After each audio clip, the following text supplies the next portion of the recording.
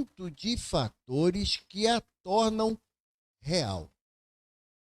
Evaldo, me perguntaram certas vezes, você acredita em Deus? Não. Acredita em Jesus? Também não. Você acredita na imortalidade da alma? Não. Eu tenho certeza absoluta que isso é tão real quanto a minha capacidade de discernir a diferença entre fé e crença. Quando nós buscamos nos substanciar pela fé, as dificuldades não deixarão de existir na nossa caminhada, mas elas terão uma aparência diferente.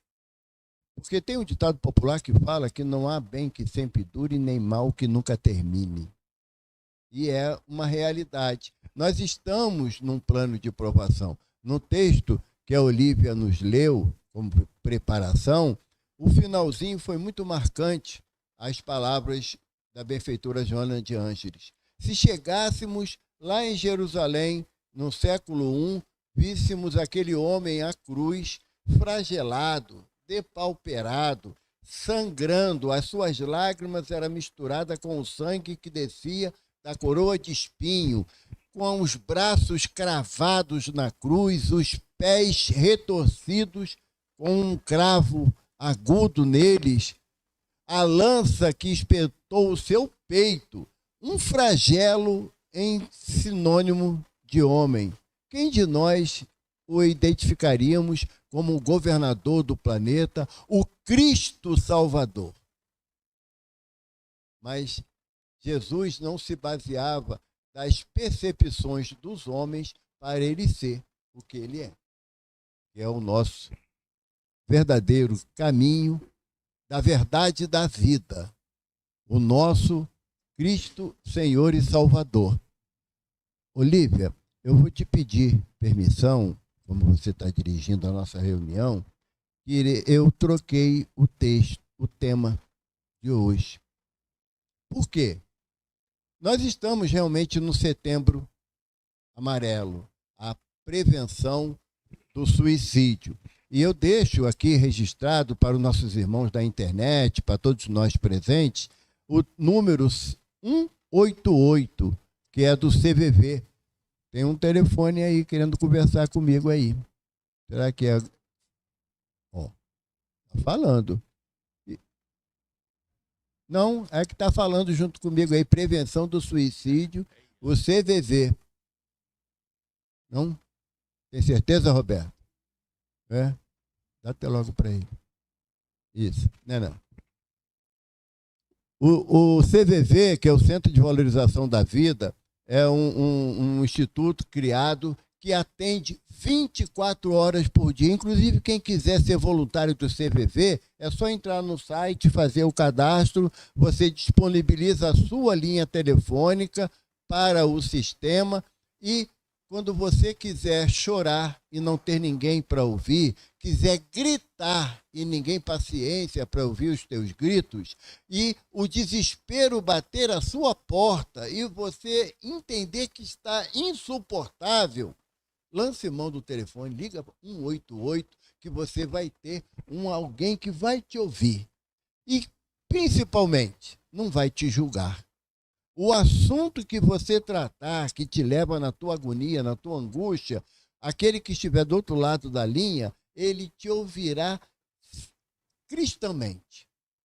Se ele não puder te ajudar com uma palavra de amparo, de socorro, ele ficará em silêncio, para que te dê a oportunidade de falar. Mas nós somos adeptos de uma doutrina que nos prova que a vida é contínua. Ela sofre o interregno daquilo que chamamos de morte, mas nós, na essência, jamais morreremos. Jesus veio nos trazer a notícia mais alvissareira de toda a história da humanidade nesse planeta azul. Jesus veio matar a morte.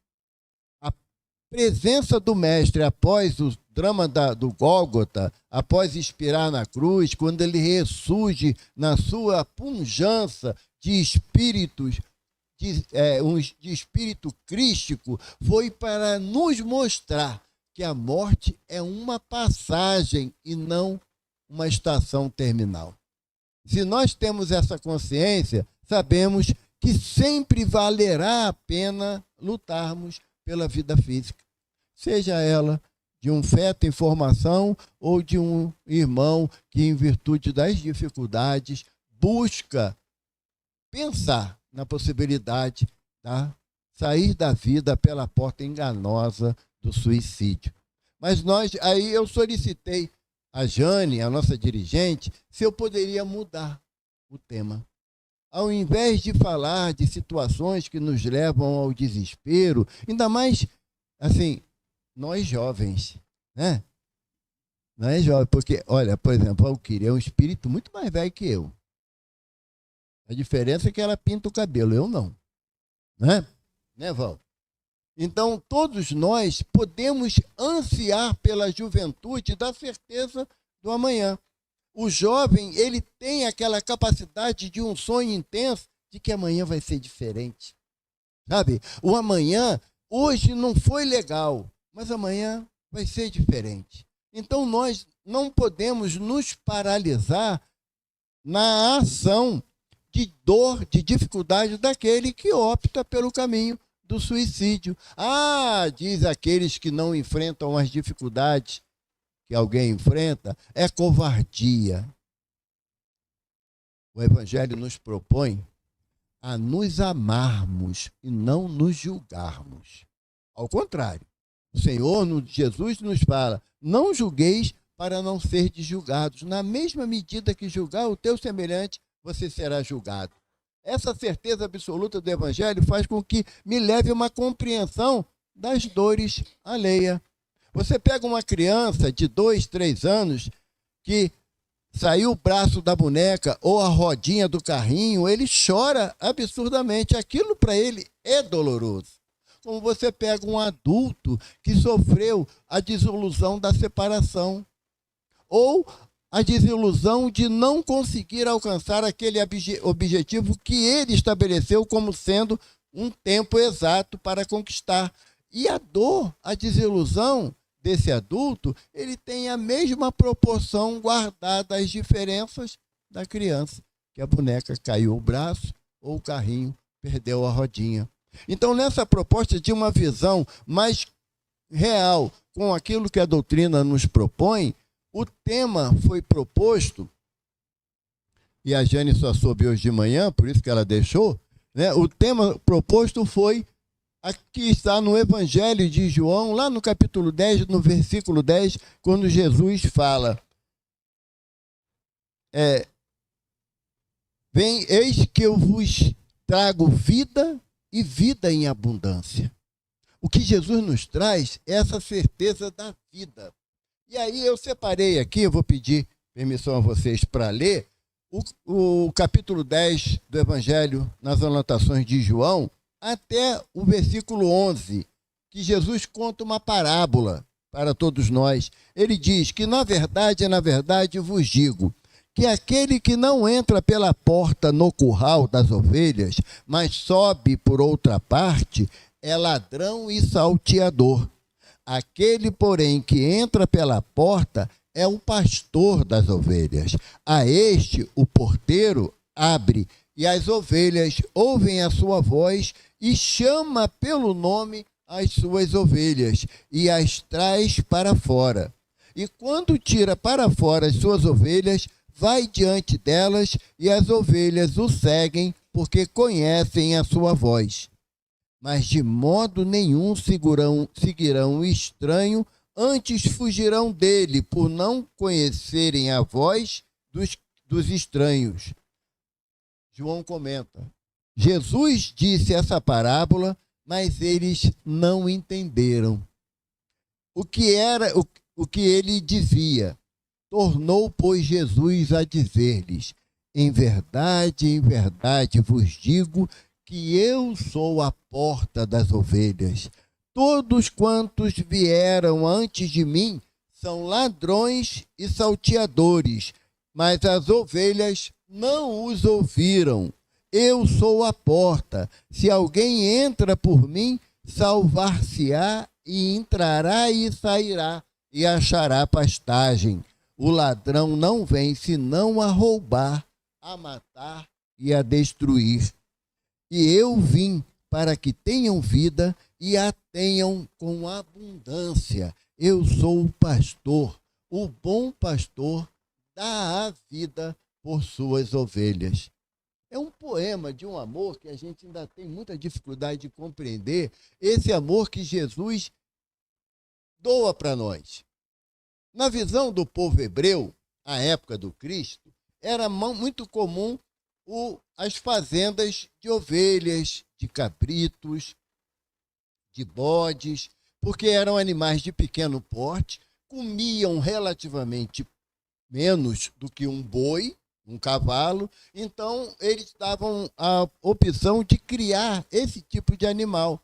As ovelhas são animais que andam muito mais em bando do que outros animais do campo. E naquela época, naquela região, e até hoje é assim, é muito infestado de mosca. Sabia, mano? Muito infestada de mosca. As ovelhas, como têm os pelos mais densos, as moscas não conseguem perfurar o pelo para poder sugar o sangue da ovelha. A ovelha, aonde elas atacam? Na cabeça das ovelhas. E não difícil que as moscas entrem nos ouvidos dos animais e os animais aturdidos correm em desabalada carreira. Se o pastor não for vigilante e ele não passar óleo na cabeça das ovelhas, ele pode perder o rebanho. Lembra do Salmo 23?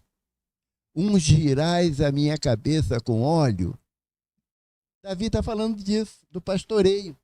Sabe? Está falando do pastoreio, que uma forma de cuidar dos seus animais é você passando óleo na cabeça das ovelhas para a mosca não pousar e elas não ficarem aturdidas. Então Jesus diz que ele é o bom pastor.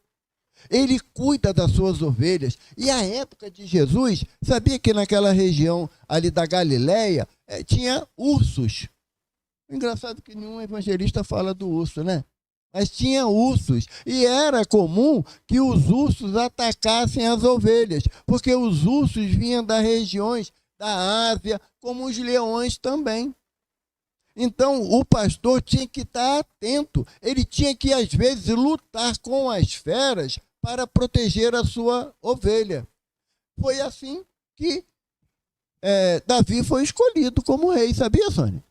Porque Davi era o quê? Era pastor de ovelhas. Se ele tinha coragem de enfrentar uma fera para defender a sua ovelha, o que ele não faria pelo povo de Israel? Não é? Quando o Senhor chama Samuel e manda Samuel escolher o sucessor de Saul, que era o primeiro rei, e Samuel foi lá na casa da família de Davi, o pai de Davi, Jessé, chamou todos os filhos, eram 10 naquele momento. E ele falou, não, nenhum desses aí Deus escolheu para ser rei, não. Está faltando um. Não, tem Davi, pichotinho de gente assim, pequenininho, que não sai para nada, não. Não é ele, chama ele. Porque se ele pode enfrentar uma fera para poder defender a sua ovelha, o que ele não fará pelo povo de Israel? E Davi foi escolhido como rei. Ele foi escolhido como rei, por quê? Porque estava na guerra dos hebreus contra os filisteus. Eu sei que vocês estudaram a Bíblia, 1 Reis, eu não tenho dúvida, eu estou só lembrando a vocês.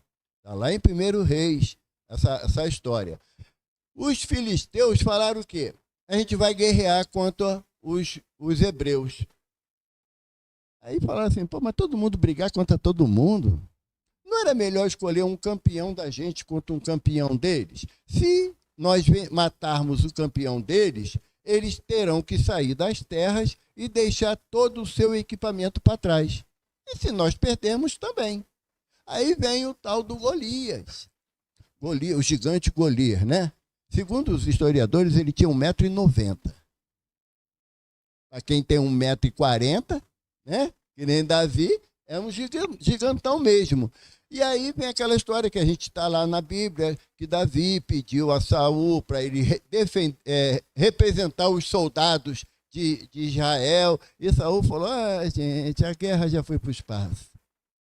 O Fedele quer brigar lá com os gigantes, gente. Não dá, né, Marília? Mas deu. Porque Davi pegou de uma funda, a gente sabe a história, né? Botou uma pedra, tacou na cabeça de Davi, e Davi, o que aconteceu? Só os espíritos respondem, gente. Aqui está todo mundo encarnado, pelo amor de Deus. Não me deixa na agonia. O que aconteceu com Golias? Não! Desmaiou. Um outro soldado que foi lá e degolou. Está escrito na Bíblia, Raquel. Depois não foi da pedra, foi da degola. Ela estava lá e não lembra. Ela ainda ficou, mata na plateia, não foi? Então, um outro soldado que foi lá, que degolou Golias, mas Davi que ficou com a fama por ter enfrentado o campeão filisteu, e os hebreus foram felizes na sua empreitada. Então, a política, a ideia do pastor é esse, que enfrenta todos os perigos para proteger o seu rebanho. E quem é esse, senão Jesus? Que mesmo descendo dos altiplanos da espiritualidade, que nós não temos noção de imaginar o que seja, é tão difícil para a gente, que certa vez Chico Xavier, nas reflexões dele, queria entender Jesus. Emmanuel riu quando ele falou isso, né? Mas ele falou assim: Emmanuel, o senhor podia me mostrar a área de atuação de Jesus? Emmanuel olhou para ele.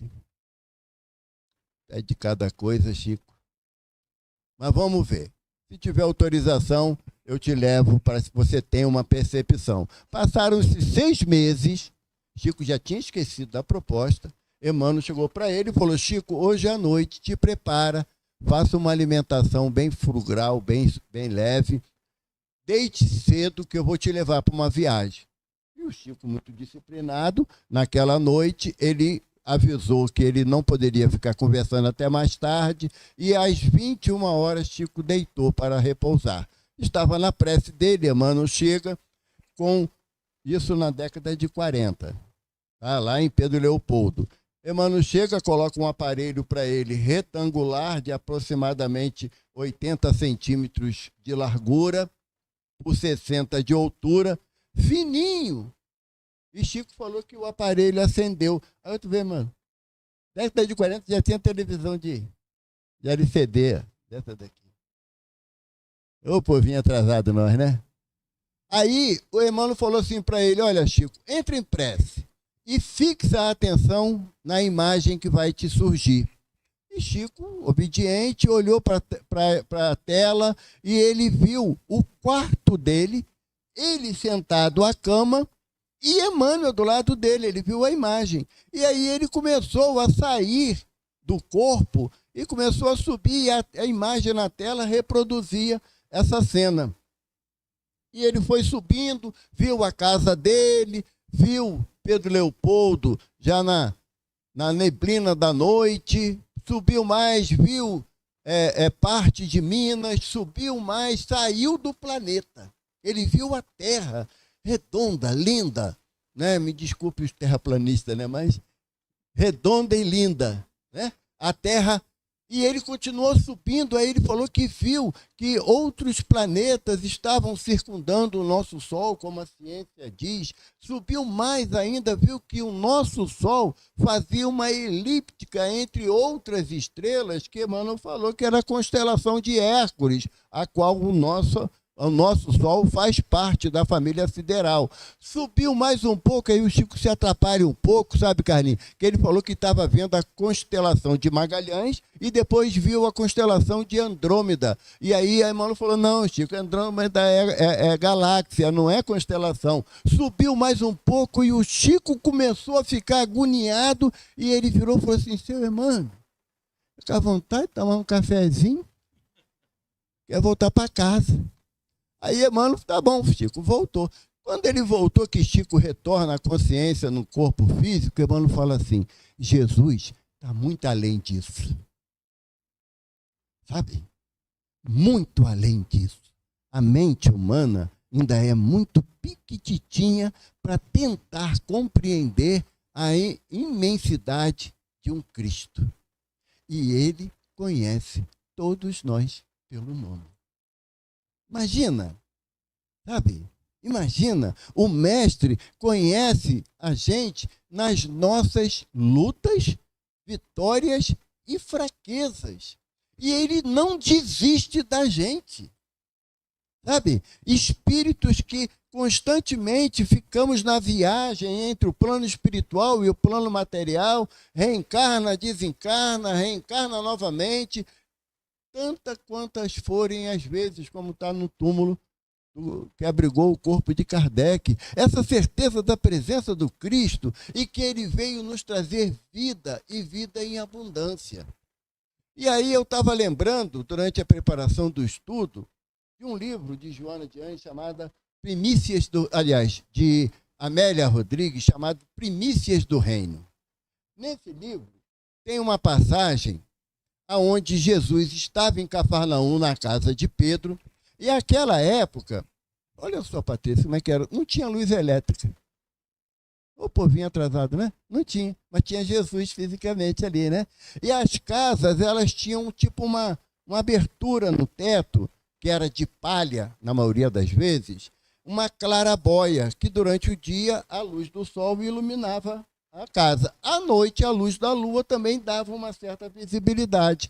Jesus estava fazendo a pregação do evangelho na casa de Pedro, e aí, repentinamente, pela clarabóia, descem um homem na cama, amarrado, e o homem pôs o homem em frente ao mestre.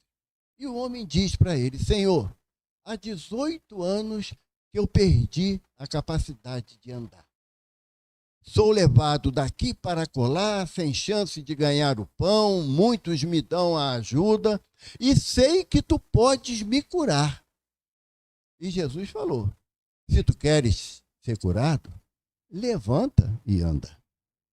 E o homem levantou, mas aí bateu aquela dúvida tão natural na gente, que às vezes não acredita no auxílio da espiritualidade, porque o auxílio vem de acordo com a nossa necessidade, não de acordo com aquilo que eu quero. Não é? Eu posso pedir muito, mas vem aquilo que realmente vai ser necessário para a minha caminhada. E o homem titubeou e caiu. E Jesus falou: não dizes que tendes fé em mim? Se tendes fé em mim, levanta e anda. E o homem, nessa segunda vez, levantou, a perna tremeu um pouco, mas ele se firmou, e Jesus falou: toma a tua cama e vá ao sacerdote para que ele lhe diga o que você deve fazer para agradecer a Deus por essa cura. E o homem foi embora, diz a narrativa evangélica, e Amélia confirma. Logo a seguir, Pedro entra com a menina de 15, 16 anos, cega. E Pedro fala: Senhor, é muito sofre essa menina. É o arrimo da família para continuar a jornada do ganha-pão, mas cega, ela pouco poderá fazer pelos seus. E o mestre, compadecido daquela dor, coloca as mãos sobre os olhos da menina e ela restitui a visão. Logo depois, Tiago, chamado Tiago Maior, entra sob o asco de todos presentes com um leproso. O leproso, ele não tinha o direito de entrar na casa de ninguém. Ele era um ser completamente imundo na visão da sociedade. Até hoje não é diferente.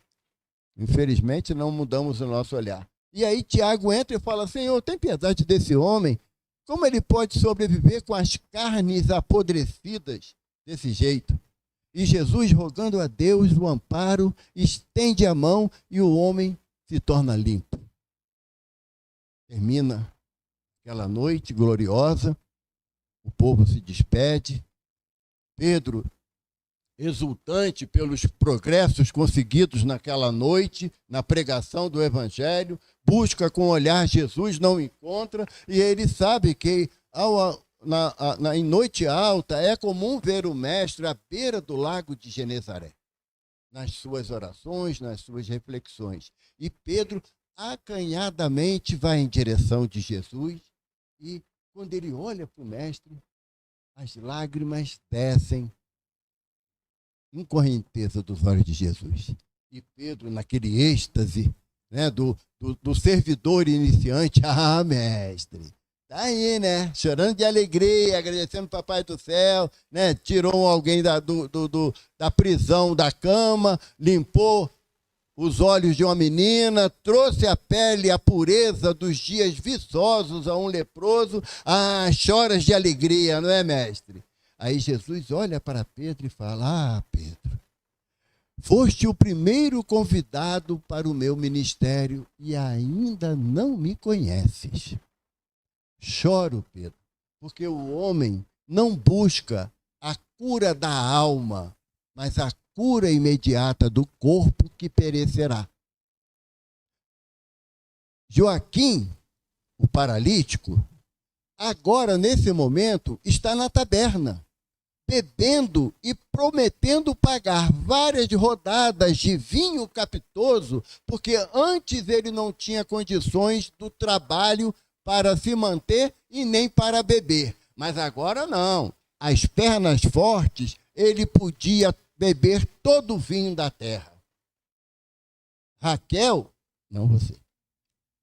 A menina cega que teu coração bondoso trouxe para mim, nesse momento, no silêncio do seu quarto, ela calcula meios de se vingar daqueles que a humilharam pela sua cegueira. A ninguém contou que enxergava, porque ela ainda manterá para os outros a sua condição de cegueira para poder ter a vingança certa contra aqueles que ela odeia. Yoshedeb, o leproso, que você viu que Tiago trouxe para a aplicação do meu amor, nesse momento está numa cama com uma irmã que se dedica ao prazer sexual, dizendo em alto bom som, nenhuma mulher queria deitar-se comigo pela minha lepra.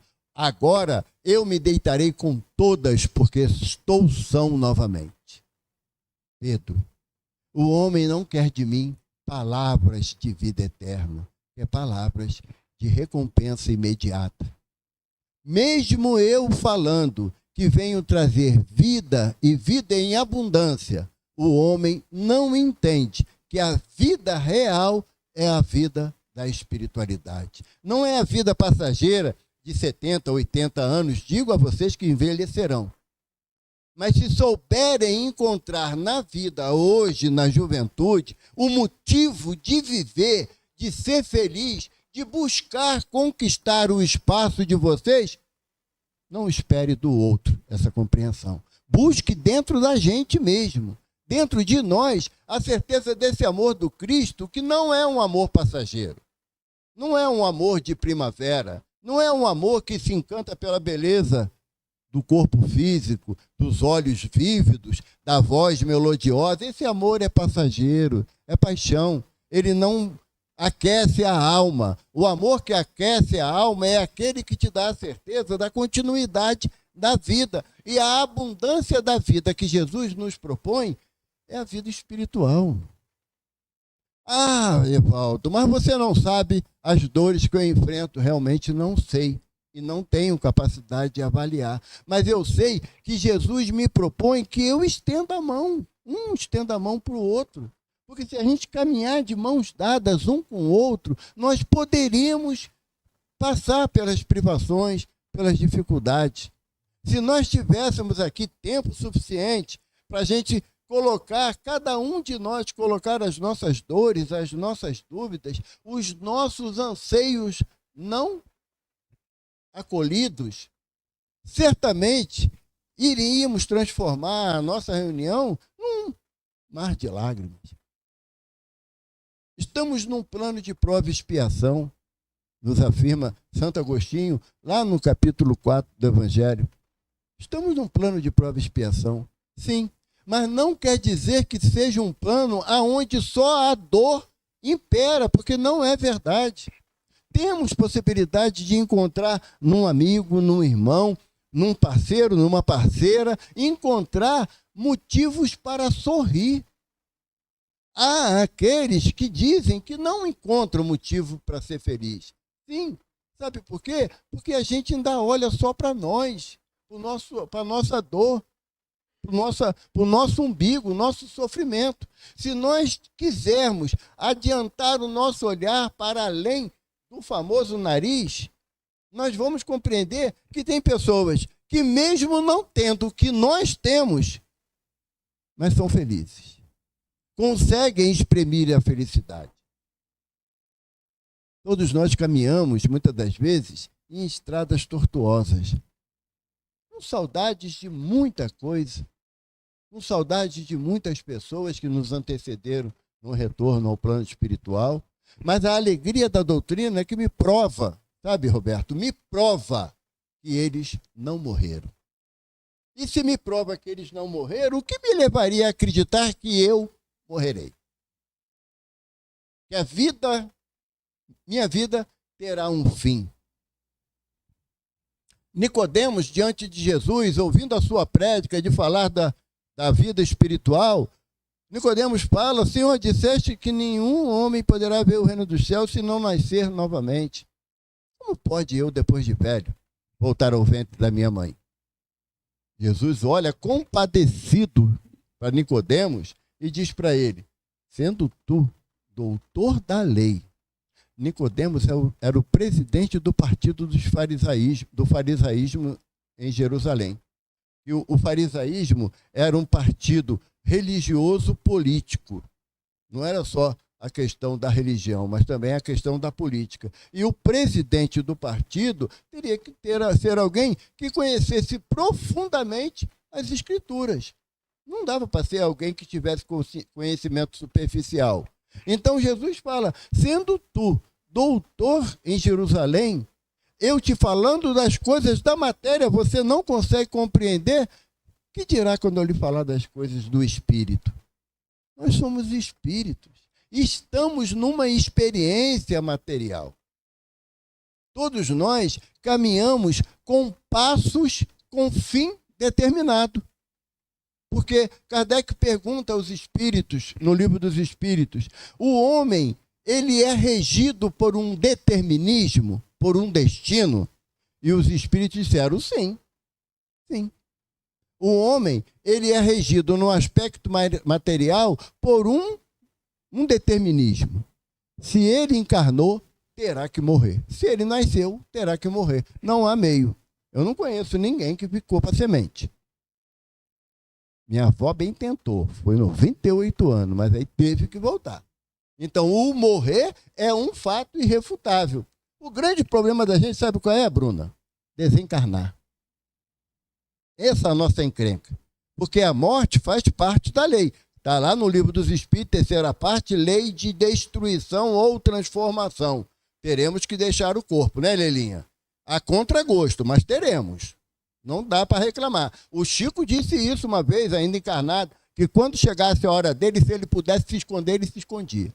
E foi até 92 nessa brincadeira. Meu acordo com Ivana, né, amor? 92 eu garanto, daí para lá é lucro. Quem vai me aturar eu não sei. Não sei. Jane, prepara, hein? Não sei. Mas aí os espíritos disseram, em relação à vida material, o determinismo é o início e o fim. Em relação à vida espiritual, fé no futuro. Porque se você não tiver fé no futuro, de que a vida é contínua, você terá poucos motivos para continuar aqui. Poucos motivos. Agora, se paira uma dúvida para mim, se após essa experiência física que vocês conhecem com o nome de Evaldo, se eu tiver uma noção, mesmo que mínima, de que a vida é contínua, que isso aqui não acabará no cemitério do Pichincha, é uma espera. Já quer me levar lá para onde? Santa Cruz? Jardim da Saudade? É cemitério também. Não, olha, vai ver os espíritos lá, mesma encrenca. Eu sei, eu fui lá algumas vezes. É a mesma encrenca, o desespero é o mesmo. Então não é um nome que vai mudar nada não. Pode sair, perde, abandona essa ilusão. Se para mim lá não significa o fim e não significa mesmo, então eu terei outros motivos para eu enfrentar as minhas dificuldades aqui. Eu terei outros motivos. No meu caso, eu tenho muitos motivos, que são as pessoas que eu conquistei, que se tornaram meus familiares, meus amigos, meus irmãos de caminhada. São motivos para que as dores que eu enfrento na minha jornada não me façam desistir. Agora, se eu entendo que o que Jesus veio me trazer, que é vida e vida em abundância, que ele é o bom pastor, como ele me afirma, então eu lutarei contra todas as dificuldades, todas as vicissitudes que a vida me oferecer. Eu lutarei. E eu lutarei com tanta força que não tem Golias certo para me derrubar. Não tem. Eu vou me transformar num guerreiro igual Davi. Posso não ter a estatura dos grandes guerreiros, mas tenho a inteligência que Deus me faculta de ver que as dificuldades que hoje para mim são intransponíveis, elas estavam comigo ontem. Ontem também eram dores absurdas. E eu passei a noite e estou no hoje. Então está me dizendo o quê? Que se eu perseverar, como o mestre fala, aquele que perseverar até o fim será salvo. Mas salvo de quê? Da própria dificuldade que eu carrego dentro de mim. A vida em abundância que Jesus veio nos trazer é quando você olha uma criança que tem uma síndrome raríssima e você, mesmo assim, consegue tirar um sorriso dessa criança. Sabe? De você ter que transitar pelas ruas do Rio de Janeiro e ver irmãos que se deixaram levar pela dificuldade das drogas. E você consegue chamar eles de irmão. Quando você quer explanar toda a sua dificuldade de entendimento acerca do próximo, você chama esses irmãos dependentes de drogas de quê? De cracudo. Cracudo. Você chamaria seu filho de cracudo, Patrícia? E se eu chamasse, você gostaria? Quando eu sei que o que Jesus veio me trazer é vida e vida é abundância, eu vou olhar para um jovem de 20 anos, de 25 anos, ele vai falar assim para mim, minha vida não faz mais sentido, é por isso que eu me afundo nas drogas.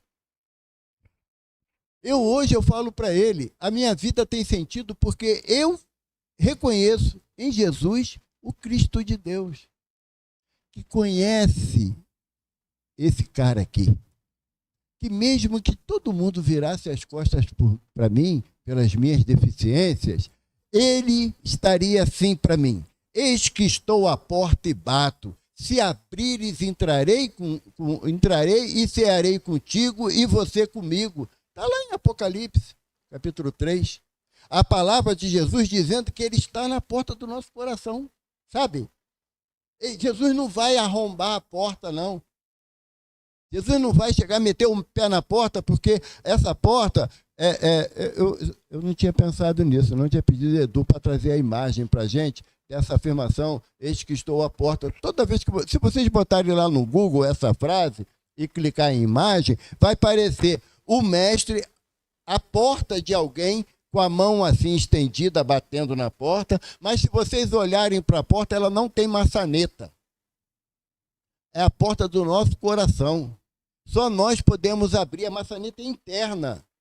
E quando eu vejo que Jesus quer me trazer muito mais do que o olhar humano que me oferece, às vezes, apenas o aspecto material da recompensa da vida, e Jesus pode me dar muito mais do que isso, eu tenho que abrir a porta. E quando o hebreu diz que ele vai ceiar na tua casa, ele está dizendo que você o convidou para o máximo de amizade e carinho. É quando você convida alguém para jantar na tua casa, para se alimentar na tua casa. E Jesus está esperando o nosso convite. Não é papo de crente, não, gente. É a realidade, é o que está no Evangelho. Eu costumo dizer que você seguir o Evangelho não é uma questão de religião. Não é. Seguir o Evangelho é uma questão de inteligência. Porque no Evangelho, todas as propostas de Jesus são para a prática do bem.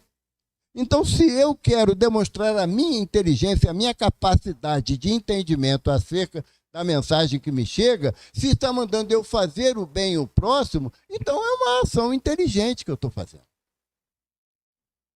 A vida em abundância que Jesus nos traz é a certeza do amor infinito de Deus por cada um de nós.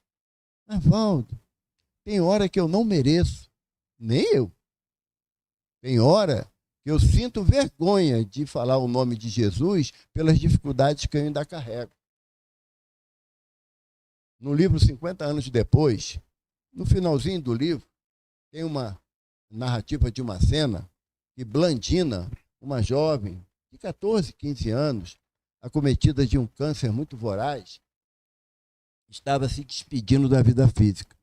E o pai dela, Tassiano, revoltadíssimo com Jesus e com o Evangelho, porque aquelas pessoas mais queridas ao seu coração se renderam ao amor de Jesus. E ele não compreendia esse amor por um homem que foi preso, condenado e crucificado. E ele, virando para Blandina, uma filha muito querida sua, ele fala: também você me abandonará por amor a esse crucificado? Aí ela fala assim: pai, Jesus é o amor que espera sempre. Essa frase, vocês podem acreditar, deu um alento no meu coração, porque Jesus não está preocupado em julgar Evaldo pelos erros cometidos. A mulher chamada adúltera, lançada aos pés de Jesus com a acusação e logo também a execução da condenação, que é o apedrejamento, Jesus fala para ela: onde teus acusadores? Ela, de cabeça baixa, envergonhada, diz: foram-se, Senhor. E Jesus falou: também não te condeno. Vá e não peques mais. Essa proposta de Jesus, gente, é de uma intensidade de amor que é difícil para a gente discernir. Porque Jesus está preocupado com a aula que tu matou ontem, não. Ele está preocupado que você vai se formar. Entende? Você vai alcançar aquilo que você almeja na sua vida pessoal. Jesus está preocupado com o nosso amanhã, não é com o nosso ontem. Por isso que Chico cunhou aquela frase que a gente conhece: não podemos mudar o nosso passado, mas podemos escrever um novo futuro. É nessa afirmação do mestre: vai e não peque mais. Jesus não está preocupado que os erros do Evaldo em existências anteriores, o Evaldo vai ter dificuldade de superá-los todos, mas não existe essa proposta. Não existe essa proposta. O convite de amor de Jesus tem uma extensão tão intensa que quando ele diz: se quiseres vir após mim, se quiser, não é impositivo, é uma proposta do mestre. Se quiseres vir após mim, negue a ti mesmo, ou seja, comece a deixar de lado aquilo que você julga que é muito importante. Importante é você respirar, puxar o ar, encher o pulmão. Isso é importante pra caramba. Você poder se alimentar. Quando vocês tiverem tempo, aqui pertinho, Casa Lar Dona Meca, vai lá. Você vai encontrar crianças e jovens, né? O de mais idade tem 36 anos, que é o Eduardo, cego, paralítico, mudo, surdo, se alimenta por uma sonda chamada GTT, ajuda a respirar por uma traqueostomia. Sabe, se fosse possível perguntar a ele o que ele mais gostaria na vida, certamente ele diria que era fazer 1% daquilo que a gente faz e não dá valor.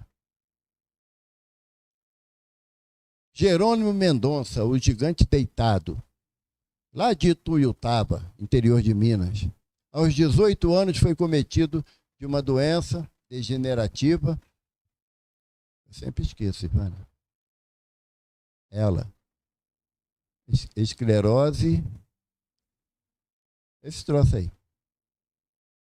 Com 18 anos, ele começou a sentir os sintomas dessa doença. Com 26 anos, ele só mexia os olhos. Tetraplégico. Com 26 anos. E ele só saía de casa carregado por alguém. Até que alguém, Jerônimo, ele começou a ditar para um serralheiro para fazer uma cama especial para ele. O serralheiro falou, é impossível fazer essa cama, é impossível eu te ditar ela. Eu ditei, agora o resto é contigo. E o homem fez a cama para ele. E aí, certa noite, Jerônimo estava em casa, chegou um amigo dele e falou assim, Jerônimo, que mineiro fala tudo em diminutivo, né? Jerônimo, olha, tem palestra lá no centro tal, mas o palestrante vem não, tu não quer ir lá não? Ele, como é que eu vou, homem? Ele falou, nós carrega a tua cama, ele, então eu vou. E ele foi, levaram a cama dele e ele foi fazer palestra. E assim ele começou a circular por Minas Gerais e São Paulo, fazendo palestra, sendo levado na cama. Pegaram uma Kombi, botaram a Kombi, adaptaram a Kombi, e a cama dele entrava na Kombi. E ele saía percorrendo. Jerônimo era o mais novo de 11 filhos. A mãe dele virou e falou assim, Jerônimo, eu estou começando a acreditar nesse negócio de espírito mesmo. Aí ele falou, uai, mãe, por quê? Quantos filhos eu tenho, Jerônimo? 11, mãe, eu sou o caçula. E o único que não para em casa é tu. Deve ser coisa de espírito mesmo isso. Jerônimo foi um dia, muito doentinho, uma hemorragia avassaladora. Jerônimo falou assim, eu vou morrer, mas eu quero ir em Uberaba, ver Chico. E o pessoal falou, Jerônimo, não dá, de Ituiutaba até Uberaba dá quase 600 quilômetros, tu não vai aguentar uma viagem dessa. Não, mas eu quero ir, quero me despedir de Chico, Chico sempre me ajudou, eu quero ir, aí ficou aquela repetição, e aí alguém falou com alguém que conhece um fazendeiro que tem avião. Arrumaram um avião para Chico, para Jerônimo ver em Uberaba. Jerônimo chegou em Uberaba, um sábado à tarde, hora de reunião pública na Casa da Prece, aí vem aquela cama, entrando na casa, Chico olha para Jerônimo, vem me visitar. Tio, eu vim me despedir de você. Jerônimo, mas por quê? Vai para onde? Vai para os estrangeiros? Não, Chico, a minha vida está por um fio. O Chico, verdade. Tem fio de tudo quanto é jeito, né? Fio de linha, de algodão, fio de arame, fio de nylon, tem o fio de aço. A vida é um fio. E sabe o que engrossa esse fio, Jerônimo? Ele, não, Chico, o trabalho no bem. Porque quando a gente trabalha no bem, a gente vai engrossando o fio e a vida fica agarrada em nós. Não larga nós, não. Mas, Chico, eu já ando com atestado de óbito, só falta botar a data. Você é mais feliz que eu, Jerônimo. Quando morrer não dá trabalho para ninguém, é só enterrar. Mas você sabe, Jerônimo, por que você vai morrer? Ele dá hemorragia, não é, Chico? A cama vermelha de sangue. E o Chico falou assim, não, Jerônimo, do coitadinho. Você assumiu a situação de ser coitadinho. E o coitadismo vai te levar ao desencarne.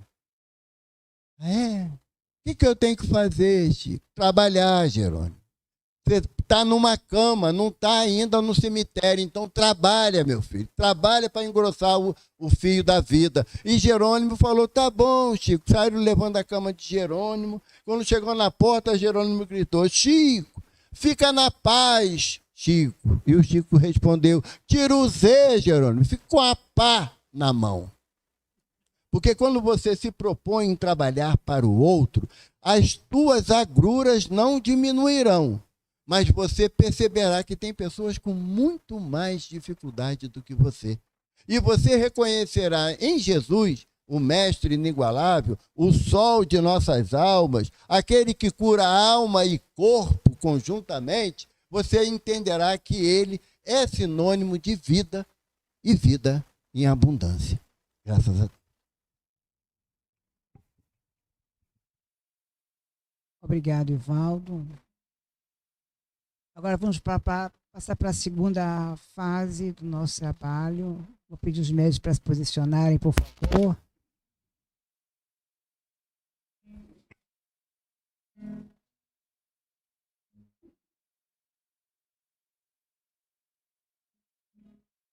Podemos começar o passe.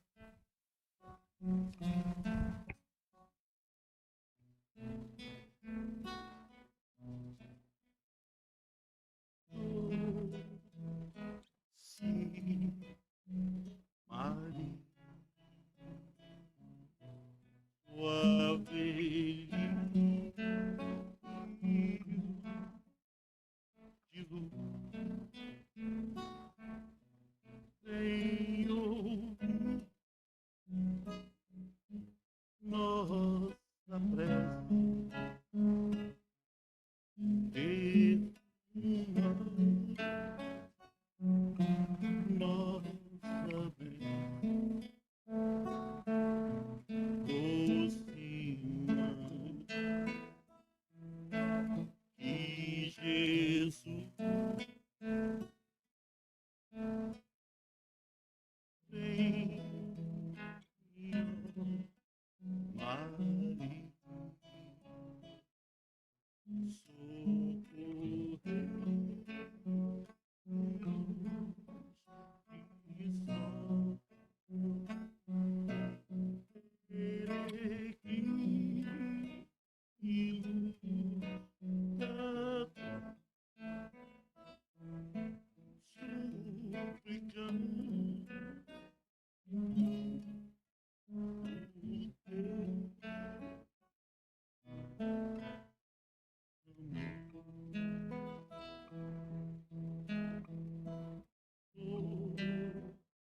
Sim.